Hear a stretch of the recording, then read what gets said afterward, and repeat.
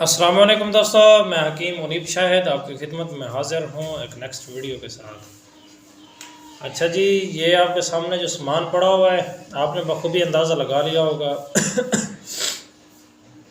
لیموں کا رس نکالا ہے، کشتہ فولاد جو میں نے پیچھے بنانے کی ہیرا کو سیس والا اس کے اوپر مکمل اپنی ویڈیو دی ہے۔ تو اب اس کشتہ فولاد کو جو ہے نا وہ ذرا گرم مزاج میں ہے، اسے اب ٹھنڈے مزاج میں لے کر آنا ہے، اسے آبی بنانا ہے۔ تو اس کے لیے جو ہے نا ہم لیموں کا جو ہے نا رس استعمال کریں گے۔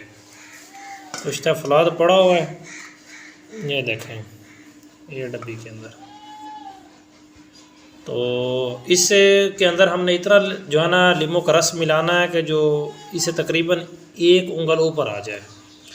جب یہ لیموں کا عرق اپنے اندر جذب کر لے گا یا فولاد، تو یہ بڑا بہترین کشتہ فولاد ٹھنڈا جو ہے نا یہ تیار ہوگا۔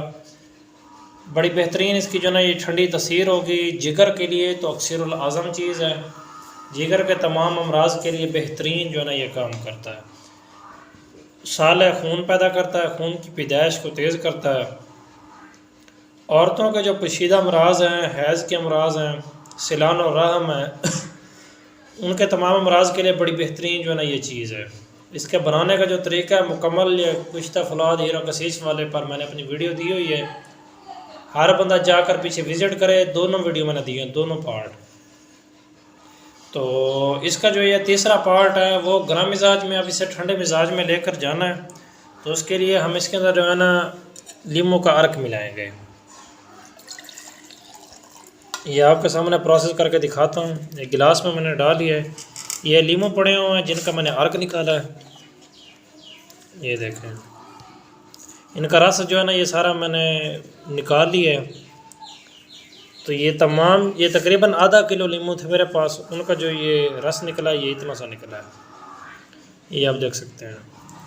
تو اب اس کا جو اگلا پروسیس ہے، یہ فولاد ہے ہمارے پاس کشتہ، اس کے اندر جو ہے نا ہم نے لیموں کا رس ملانا ہے، اتنا ملانا کہ 1 انگل اوپر آ جائے۔ یہ اپنا ریئیکشن بھی کرے گا تھوڑا سا، لیکن آپ نے گھبرانا نہیں ہے۔ اس کی جاگ سے اوپر سے بنے گی تو اس میں ٹینشن والی بات نہیں ہے۔ آپ نے نیچے کو برتن رکھ لینا ہے، اس کے اندر آہستہ آہستہ آپ نے جو ہے نا یہ اس کو پلا دینا ہے۔ اتنا ڈالنا ہے اس کے اندر جو ہے نا آپ نے لیموں کا رس کہ 1 انگل اوپر آ جائے۔ یہ ہلکے ہلکے اپنی جھاگ بنائے گا، شروع میں ریئیکشن تو کرے گا۔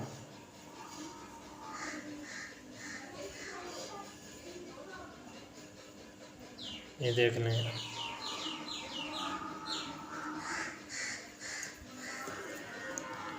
بڑی بہترین اور جو ہے نا یہ اکثیر چیز تیار ہوگی۔ یہ تقریباً 3 سے 4 دن کا اس کا پروسیس ہوگا۔ جب یہ لیموں کا رس پی لے گا اس کے بعد جو ہے نا یہ بڑی بہترین اور مقوی چیز جو ہے نا یہ تیار ہوگی، اور ٹھنڈا اس کا جو ہے نا مزاج ہوگا۔ ٹھیک ہے جی، اس کے اندر یہ تھوڑا ٹائم لگ جائے گا، اس کے اندر جو ہے نا اسے عرق پلاتے ہوئے، یہ رس پلاتے ہوئے۔ تو میں خیر جو ہے نا یہ ایک ویڈیو بنانے کا مقصد تھا کہ ہر بندہ اسے جو ہے نا بخوبی سمجھ لے۔